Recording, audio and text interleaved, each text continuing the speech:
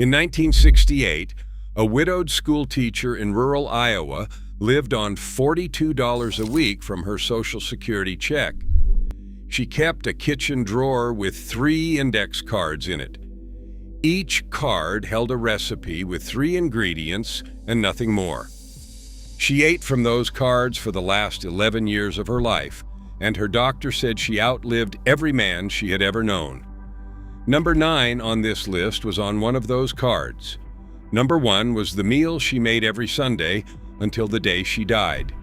These 25 suppers were built for one thing: feeding a person who lives alone, cooks alone, and cannot afford to waste $1 or an ounce of effort. Hit that subscribe button. Let us count down the 25 forgotten, 3-ingredient poor man's suppers seniors living alone need to remember. Number 25, eggs and tomatoes. A can of crushed tomatoes, 2 eggs, and 1 onion.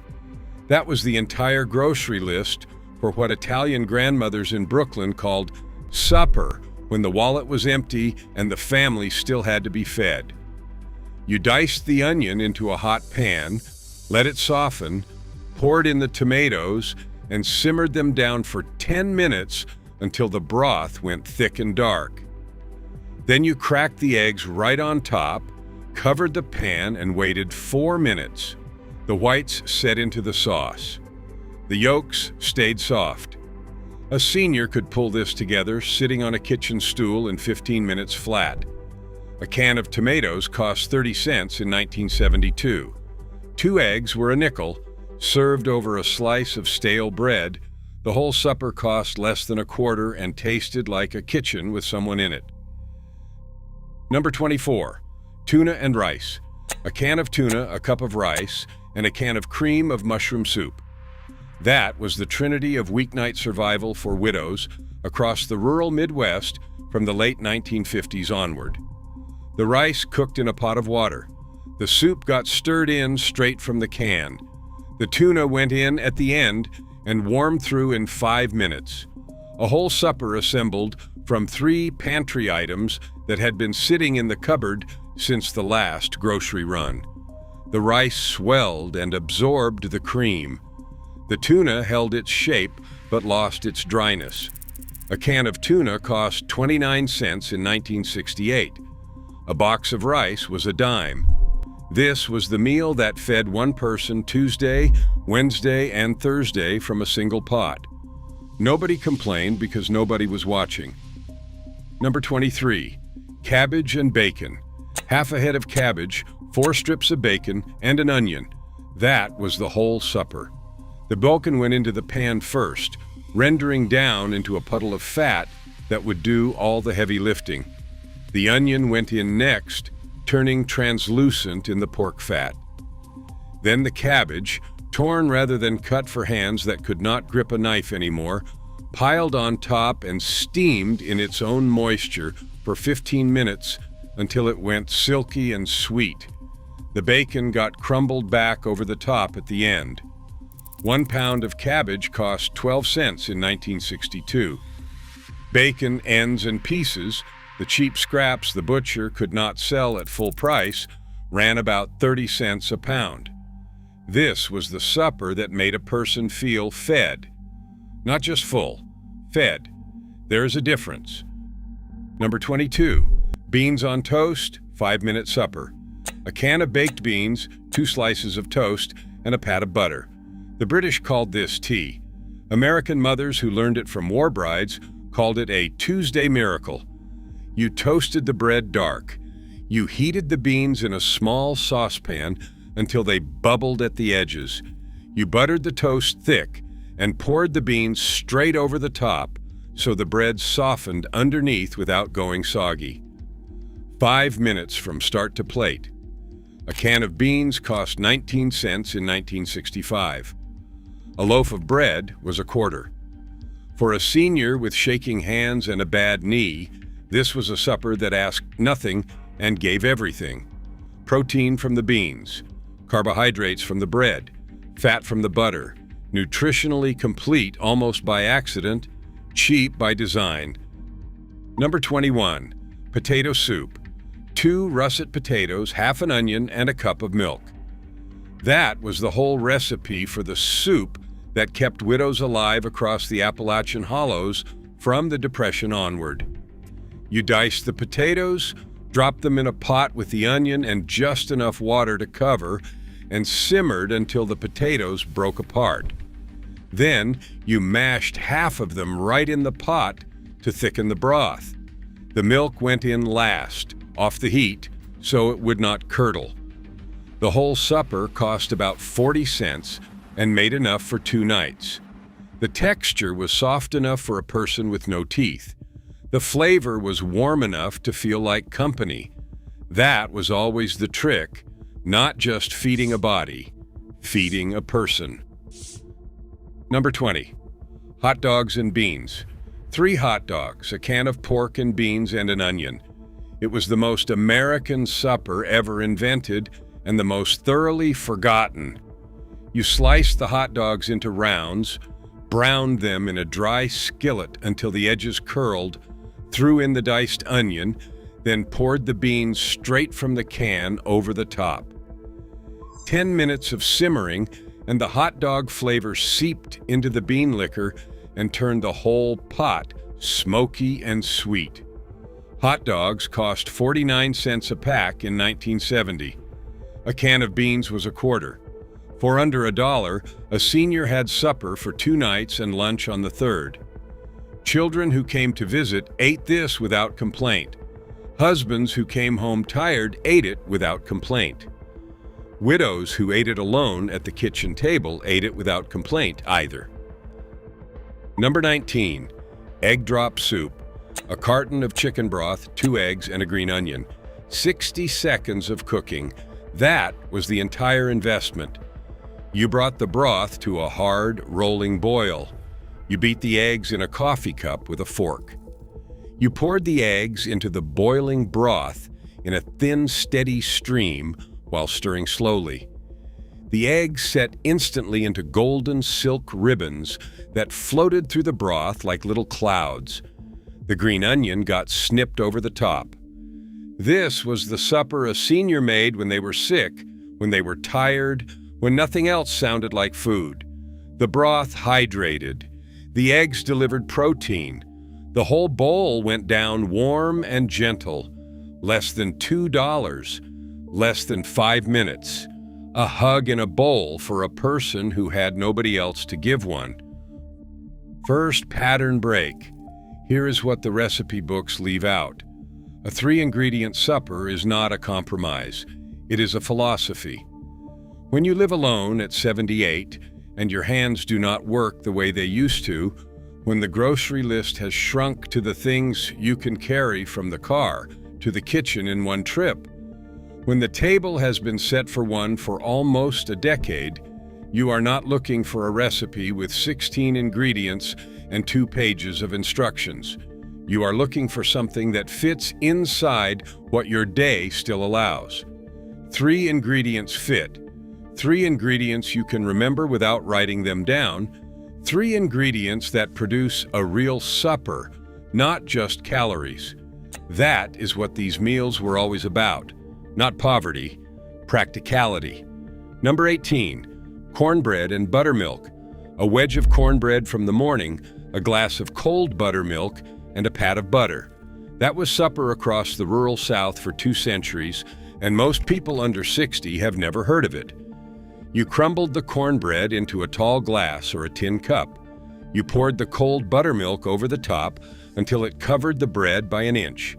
You ate it with a spoon, working from the top down as the buttermilk soaked into each crumb. A senior could make this in 90 seconds. The buttermilk gave protein and probiotics before anyone called them probiotics. The cornbread gave fiber and slow carbohydrates. The butter gave the fat that kept the body warm through a January night. This was supper for grandmothers in Mississippi who lived to 96. Number 17, Spam and rice. A can of Spam, 2 cups of cooked rice, and an egg. The supper that came home from the Pacific Theater in 1945 and stayed in American kitchens for 40 years. You diced the Spam into cubes, browned them in a dry skillet until the edges crisped, pushed them aside, scrambled the egg right next to them in the same pan, then folded everything into the rice. The salty cured pork seasoned the rice. The egg added richness. The whole supper came together in 8 minutes, in one pan, with 1 spoon to wash. A can of Spam ran 63 cents in 1971. Nothing on this list traveled further from luxury than Spam, and nothing fed more American working people through more lean decades. Hawaiian grandmothers still make this. Korean grandmothers brought their version home with the soldiers. It crossed every ocean and every kitchen. Number 16, macaroni and tomatoes. A box of elbow macaroni, a can of whole-peeled tomatoes, and a knob of butter. This is not pasta with marinara. This is something older. You cooked the macaroni until just tender, drained it, dropped it back in the warm pot, and crushed the tomatoes in by hand. The butter went in last and melted through the heat of the pasta. That was the whole supper. The tomatoes coated the noodles in a bright, acidic, almost soup-like sauce that tasted nothing like anything from a jar. A can of tomatoes cost 12 cents in 1955. A box of macaroni was 9 cents. This fed one person for 2 suppers and a lunch. Every Southern grandmother in the Carolinas, Tennessee, and Georgia made this. They did not write the recipe down because they did not need to.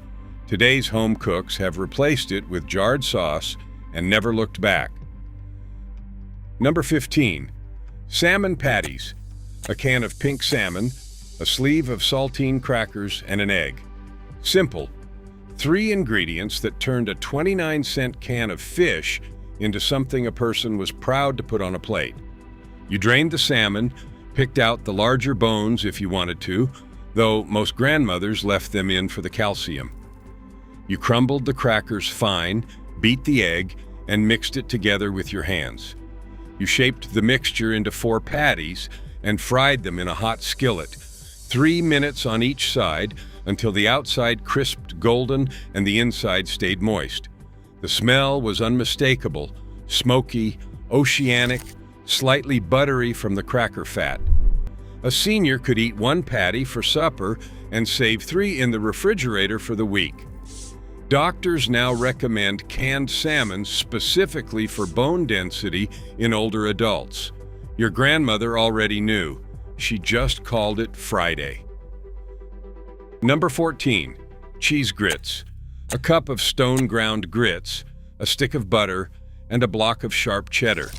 The supper that kept the rural South alive through every economic downturn from 1930 onward. You cooked the grits low and slow in salted water for 40 minutes until they swelled creamy and tender. You stirred the butter in until it melted into ribbons. You grated the cheddar over the top and folded it through until it stretched in golden strings off the spoon. A bag of grits cost 40 cents and made supper for a week. A block of cheese was 80 cents. This was the meal a senior made when they were too tired to think, but still wanted something that tasted like care. Soft enough for any teeth, hot enough to warm a person from the inside, rich enough to feel like a sundae on a Tuesday night. Number 13, fried bologna sandwich. 2 slices of bologna, 2 slices of bread, and a smear of yellow mustard. The supper that fed factory workers, miners, and widows across the entire industrial belt. You cut 2 small notches in the edges of the bologna so it would not curl. You laid the slices in a hot, dry skillet and let them blister and brown, 2 minutes aside, swelling in the middle from the heat. The smell brought neighbors to the kitchen window. The bologna went on white bread with the mustard. That was supper. A pound of bologna cost 39 cents in 1968. There was no shame in this sandwich because everyone in the neighborhood was eating it. Men ate it after long shifts. Children ate it before school. Widows ate it alone at the table and called it Wednesday. Quick note: If you want a full collection, I made a cookbook with 100 simple meals just like the ones on this list. Link is in the description below. Now back to the countdown. Number 12. Pasta with garlic and oil. A box of spaghetti, 4 cloves of garlic, and a 1/4 cup of olive oil. The Italian grandmothers in Philadelphia called this aglio e olio. The Irish widows across the street who learned it from them just called it pasta. You boiled the spaghetti until just shy of tender. While it cooked, you sliced the garlic paper thin and crisped it in the olive oil over low heat until it turned pale gold, and the kitchen smelled like a pizzeria. You drained the pasta, dropped it straight into the pan with the garlic oil, and tossed it for 30 seconds until every strand was glossy. A box of spaghetti cost $0.25. A head of garlic was $0.10. Olive oil was the splurge, but a single bottle lasted 6 months. This was the supper a senior made on a Friday night and felt like she had cooked something. Number 11. Beans and rice. A can of red beans, a cup of rice, and a smoked sausage link. The supper that built New Orleans and quietly fed half the American South. You sliced the sausage into rounds and browned them in a dry skillet until the fat rendered. You cooked the rice in the same pot afterward, using the sausage drippings to flavor it. You dumped the beans straight from the can into the rice for the last 5 minutes. The whole pot came together in 25 minutes and made supper for 3 days. A can of beans cost $0.25. A smoked sausage link was 80 cents, less than $1.50 for 3 nights of supper that tasted like a New Orleans street kitchen on a Wednesday. Louis Armstrong signed his letters "Red beans and ricely yours," a man who never forgot what fed him. Number 10. Tuna melt. A can of tuna, a slice of bread, and a slice of American cheese. The diner supper that came home to 1,000 kitchens. You drained the tuna, mixed it with whatever mayo was around, piled it on the bread, laid the cheese flat across the top, and slid the whole thing under the broiler for 90 seconds until the cheese bubbled and browned at the edges. That was supper. The bread crisped underneath. The tuna heated through. The cheese stretched in long strings off the bite. A senior could make this without standing for more than 2 minutes. A can of tuna was 29 cents. A slice of cheese cost $0.05. The supper looked like something from a luncheonette counter and cost less than a roll of stamps. There was nothing humble about how it tasted, nothing humble at all. Second pattern break. Here is something the food industry will never advertise. The grocery store charges a premium for complexity. A frozen dinner with 12 components on the tray costs $8 now. The same nutrition from 3 pantry ingredients costs 80 cents. The math is not subtle. Convenience is the most expensive thing in the supermarket, and seniors on fixed incomes are the people who can least afford it. The 3-ingredient supper was the answer to that math, invented by women who had to balance a checkbook against a body that would not let them stand at the stove for an hour. They figured out which 3 ingredients did the most work. They wrote those combinations down on index cards in pencil. Then they passed the cards to their daughters. Most of those cards got thrown out in the 80s when frozen dinners felt modern and recipes felt old-fashioned. We can still get them back. Number 9. Cottage cheese on toast. A slice of toasted bread, a heaping spoon of cottage cheese, and a sliced tomato. This was on one of the index cards in that Iowa school teacher's drawer. She ate it 3 times a week for over a decade. You toasted the bread dark, spread the cottage cheese thick across it like butter, laid the tomato slices over the top, and finished it with cracked black pepper.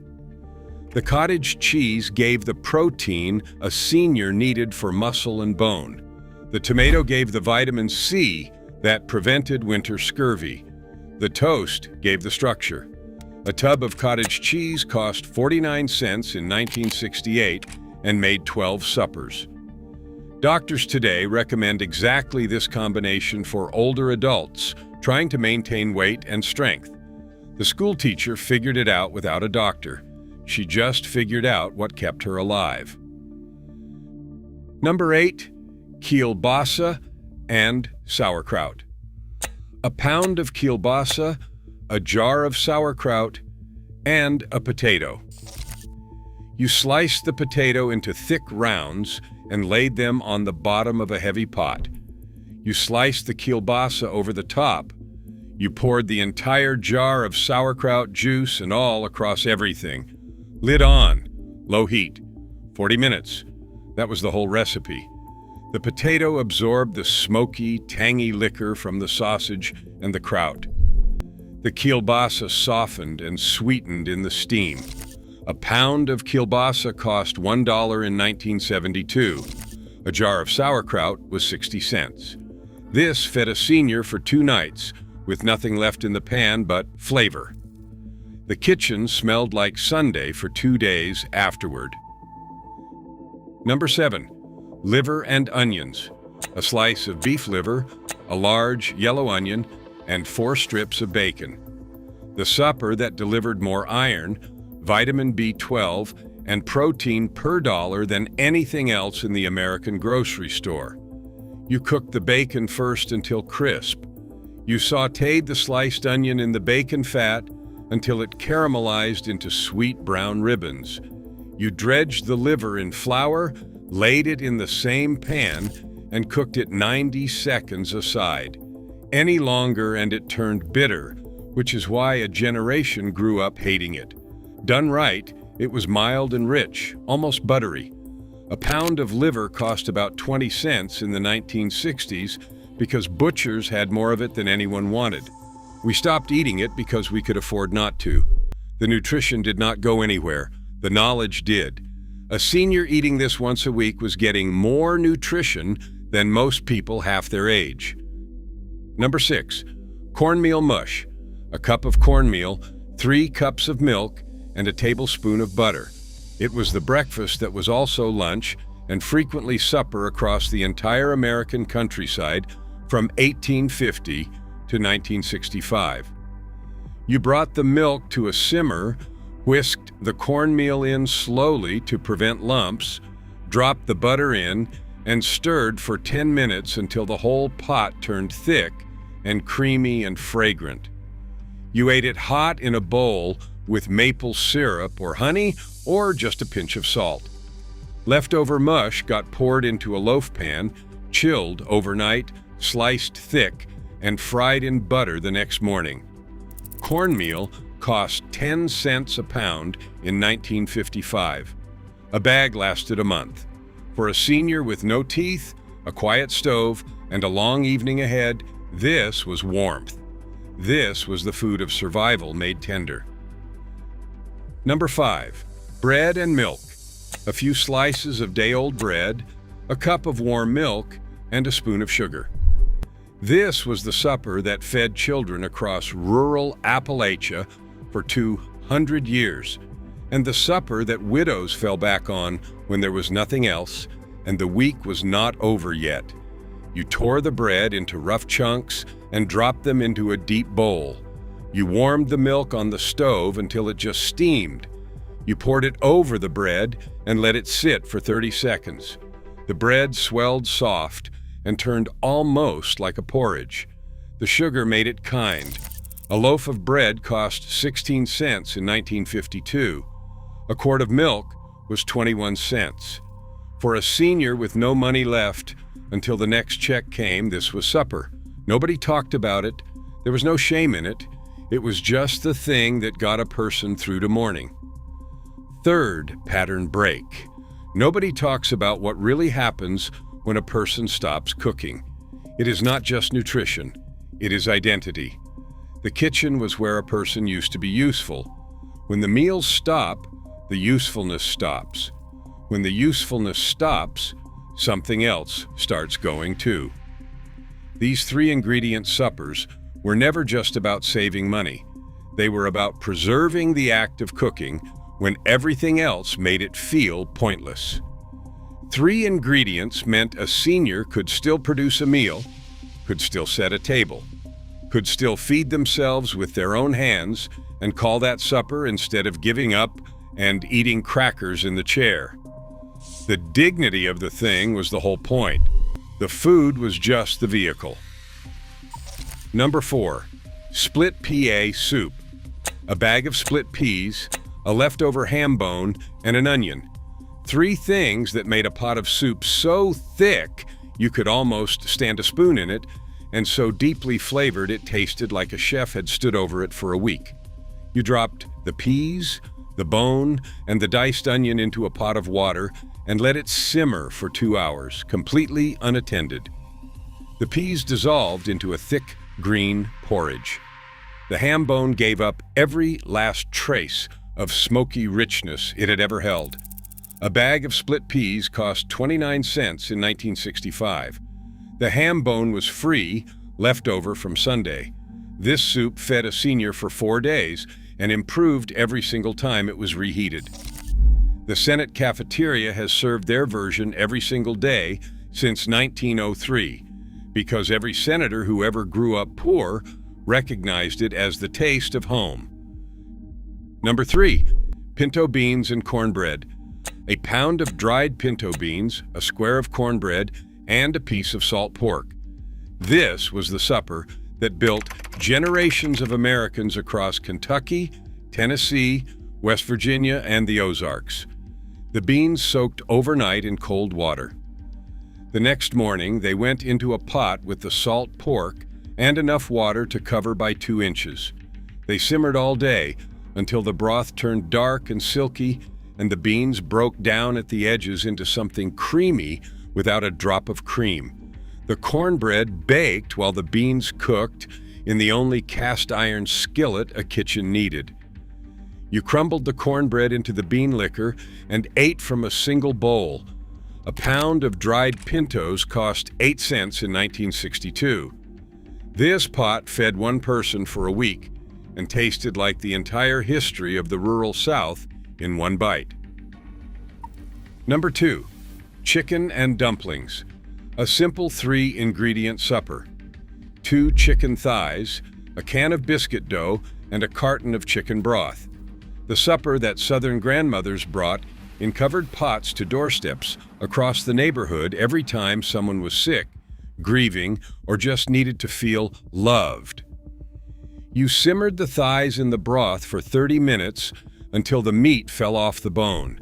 You pulled the bones out, shredded the meat, brought everything back to a low boil, then dropped the biscuit dough in spoonfuls right into the simmering broth. The dumplings puffed up soft and pillowy in 5 minutes, absorbing the chicken flavor from the inside. The whole pot thickened into something between a soup and a stew. 2 chicken thighs cost $1. A can of biscuit dough cost 80 cents. $3 made supper for 3 nights and reminded a senior eating alone that someone, somewhere, used to make this for them too. If you want the full collection of meals like these, I put together a cookbook with 100 simple recipes. The link is right below the video. Number 1, chicken and rice. 2 chicken thighs, a cup of rice, and a carton of chicken broth. This was the meal the school teacher in Iowa made every Sunday for the last 11 years of her life. It was the meal she could make at 73 and still make at 84 when her hands had started to shake. You browned the thighs in a heavy pot, skin side down, until the fat rendered and the skin went deep mahogany. You poured in the rice and let it toast for 1 minute in the chicken fat. You poured in the broth, brought it to a boil, dropped the lid on, and walked away for 25 minutes. When you came back, the rice had absorbed every drop of the chicken-flavored broth, and the thighs were so tender they fell apart at the touch of a fork. The kitchen smelled like every Sunday a person had ever loved. 2 chicken thighs cost $1. A cup of rice was pennies. For under $3, a senior had 4 nights of supper that tasted like company. That tasted like a kitchen that was still alive. That tasted like the woman who used to cook it. That tasted like a Sunday that had not ended yet. Here is my challenge. Pick one of these this week. Just one. The eggs in tomato sauce, the potato soup, the chicken and rice. Make it. Sit at the table, not the chair in front of the television. Set a place. Eat it slow. Then come back and tell me which one you tried, because I want to know if the fried bologna sandwich gets more love than the split pea soup. I want to know if anyone else's grandmother kept 3 index cards in a kitchen drawer, because these were not poverty meals. They were the real thing. The meals that kept a generation fed and dignified on almost nothing. Your grandmother knew. Now you do too.